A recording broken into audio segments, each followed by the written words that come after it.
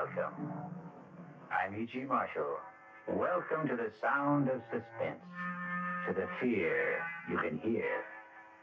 I have an unusual story about a father and son. You know, it is said that love and hate are two sides of the same coin. If this is so, Phil, the son, never believed it. His hatred blinded him to the extent that he lost all humanity and compassion for his father. This is Phil Coleman. It's not in the past.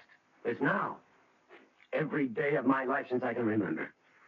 It was my mother's life, the life of my sister. It wasn't only his miserable life that was destroyed. It was all of us. My mother dead at 43. My sister, I don't even know where she is.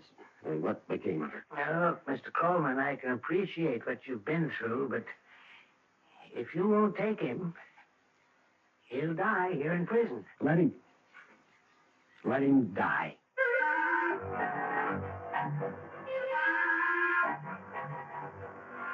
Our mystery drama, Accounts Receivable, was especially written for the Radio Mystery Theater by Sidney Sloan and stars William Prince. I'll be back shortly with Act One.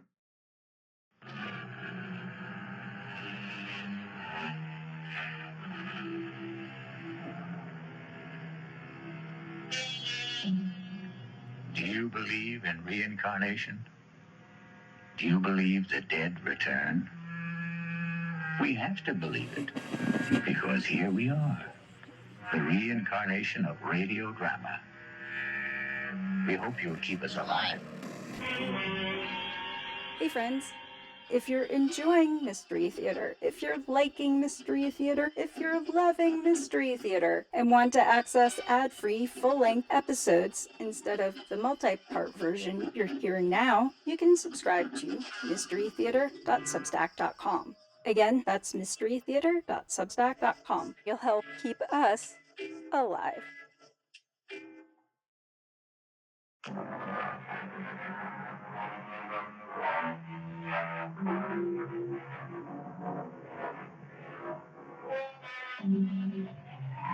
Bill Coleman parked his battered pickup truck in a prison compound marked for visitors.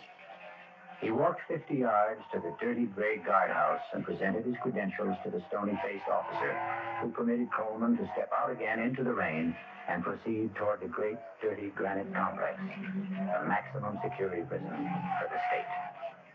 Once inside, Coleman was ushered into the office of the chief prison doctor. Mr. Coleman, will you have a chair? I just want to get out the file on your father. I'm sorry you had to come out on such a nasty day. Let me see here. Coleman. Richard. Oh, here we are. I don't really need to look at the file on Rich Coleman. I almost know it by heart. Caught in a police trap after being at large for 12 days after the payroll robbery at the Sphinx Tool and Die Company plant. Both his accomplices, Buddy Mayer and Mickey Montrose, killed, running from the police, and their share of the robbery recovered.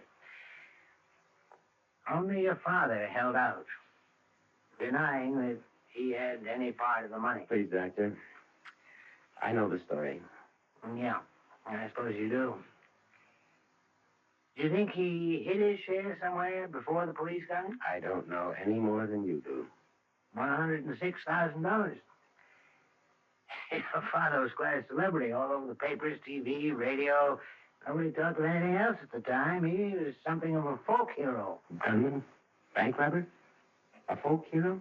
Now, look, Mr. Coleman, the reason I asked you to come is that I couldn't write what I wanted to say. I discussed the matter with the warden, and he approved of my plan.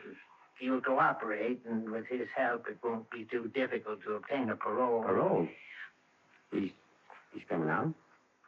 He's had a serious heart attack. It's his third. Now, the parole can be arranged for humane reasons, etc. There's only one catch. The warden will go along with this if you will assume responsibility. He's a sick old man. No. If you won't take him, he'll die here. Let him die. How long is it since you've seen him? I went to his trial. I took my mother. Well, over 9 years ago. You haven't seen him or written to him since? Well, he wrote to me when he was informed that my mother died. I didn't answer. He sent birthday cards to Harry, my son. Now, I want you to do something for me. I want you to see him. No. No, I couldn't. I want you to do it for me. I won't ask anything else of you. Won't take long, Mr. Coleman.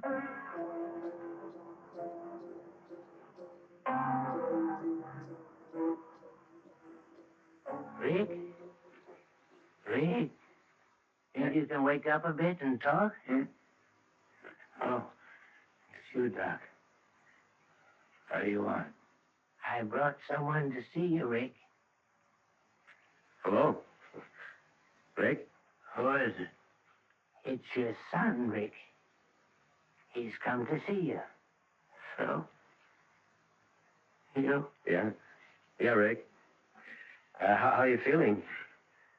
I feel fine. I've been a little under the weather. How's the kid? Oh, Harry's fine. He's going to school. Fine. Nina, how's she? I only saw her that one time at the trial. Oh, she's okay. She's getting on. So, I wonder when you get back, would you send me a picture of Harry? Oh, yeah. I guess so. I'd appreciate that. For sure. Sure, I'll send you pictures. Well, only so, if you don't mind, I'd like to have my grandson send it.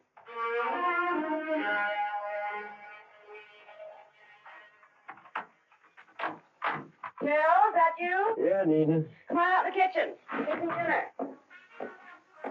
Yeah. Smells good. One of your favorites.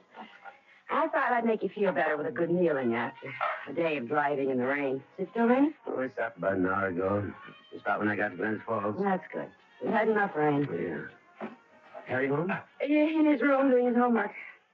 Oh, was that radio going? He says he concentrates better. Ames called? Yeah, twice. About 30 minutes ago. He seemed angry. That's too damn bad. I wish you and him got along. It'd make it so much easier. He never does his share of the work at this station. If he had to go out and pump a tank of gas, you'd think the world was coming to an end. Trying to get his hands dirty. Well, now, you knew he didn't know anything about the gas station business, Bill. Okay, I needed his money, but I can't carry him on my back. I gotta buy him out. Well, ain't you gonna ask me? I know you'll get around to it in your own time. I saw him. Talked to him. How is he? Hard to recognize him. Gotten so old. I don't think he knew me at first. He's been sick. Heart. Doc said it was his third, a bad one. That why they wanted you to come see him? Partly. They had something else up their sleeve. They're gonna let him out. Out? Well, I thought he was in for life. That's right. 4-time loser, they call it. According to the state laws, that's life. But because of his health, the doc called it humane reasons or something. They'll parole him. They have to get your approval, huh? That why they made you come? Something like that. They want me to be responsible for him. What? Want me to take him in, take care of him. Oh, maybe he wouldn't want that, Phil. He's got nothing to say about it. It's either that or die in prison. Oh, I told him. No, I wouldn't have it. Now, Phil, you know you're going to take him in. No, I'll never have him in my house. Let that jailbird die where he belongs. Let him die in prison.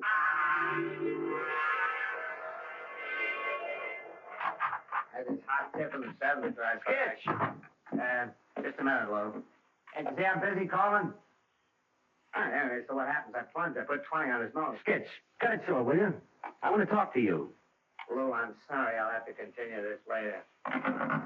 Boy, have you got a nerve. Is your damn telephone call so important you can't wait on a customer? That punk, I know he was there. Give me $2 for it. I'm trying to discourage customers like that. Looks like you're trying to discourage all of them. We're losing people every day to Ray Damon at People's Corner. Good. Why don't you buy me out and go join up with your buddy Ray? You make me very happy.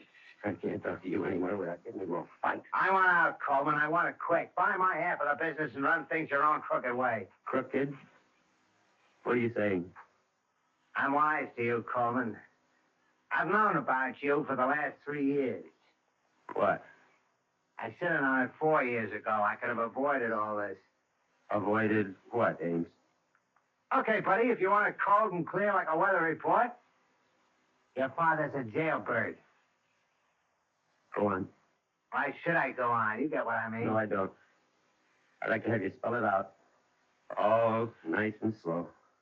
You know the old saying, like father, like... You're the lowest stuff I've ever known. To lay on me about what my father's done. I've never cheated you out of one lousy cent. I put up with you, split even with you for 4 years. You haven't done 5 cents worth of work. This does it. I want you to get up 15 grand by the end of the month and buy me out. I'm seeing Clark Wetley at the bank tomorrow morning. As for you, you don't have to come around here to use the phone in the men's room. You just stay home. I'll send you your cut. Now get out of my service station.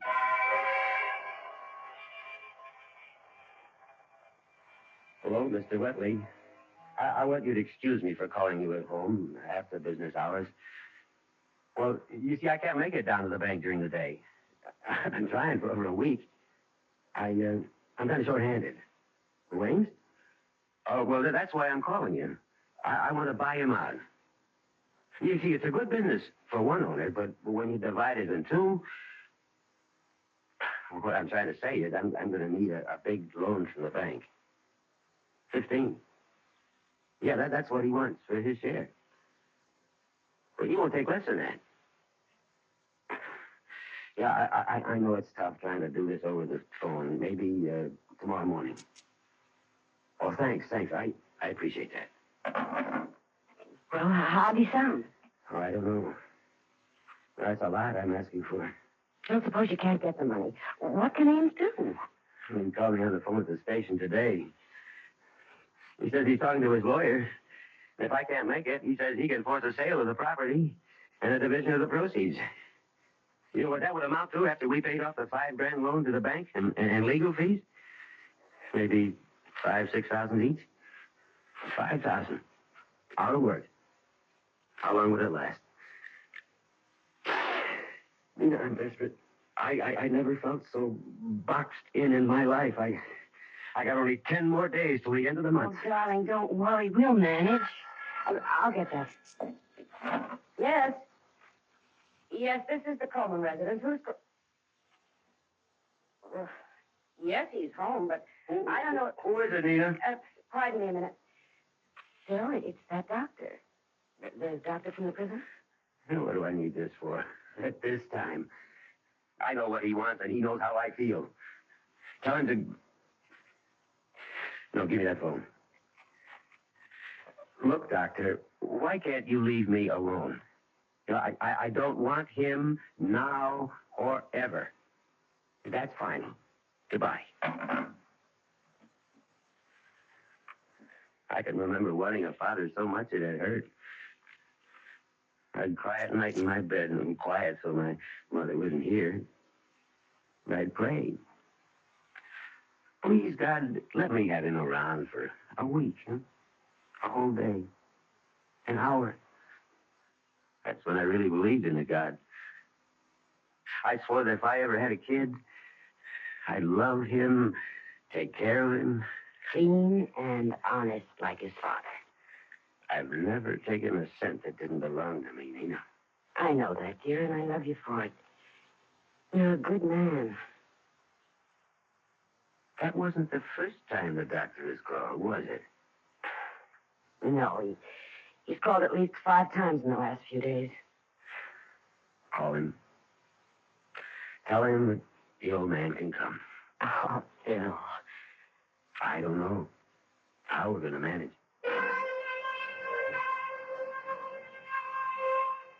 And so Phil Coleman yields to the pressure around him to accept his father into his home. The barrier of hate he has built up, however, will not dissolve. We'll return with Act Two.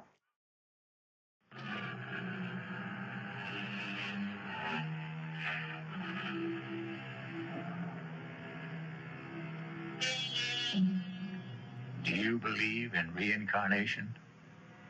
Do you believe the dead return? We have to believe it, because here we are, the reincarnation of radio drama. We hope you'll keep us alive.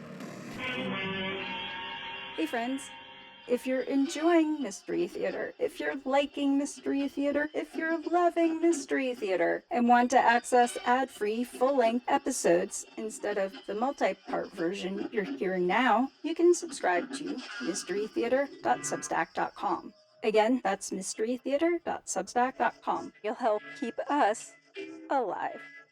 Come back tomorrow for Act Two. This is E.G. Marshall inviting you to return to our Mystery Theater for another adventure in the macabre. Until next time, pleasant dreams.